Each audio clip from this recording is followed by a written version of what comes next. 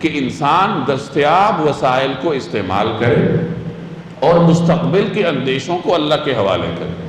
اگر وہ دین پر عمل کرتا ہے اور دین پر عمل کے راستے میں کچھ رکاوٹیں ہیں، ان رکاوٹوں سے نمٹنے کا یہی طریقہ ہے کہ جو دستیاب وسائل ہیں ان کو وہ اختیار کرے، بروئے کار لائے، اور بعد میں جو وساوس ہوتے ہیں کہ پھر پتہ نہیں کیا ہوگا، زندہ کیسے رہیں گے، وہ اللہ تبارک و تعالیٰ کے سپرد کر دے۔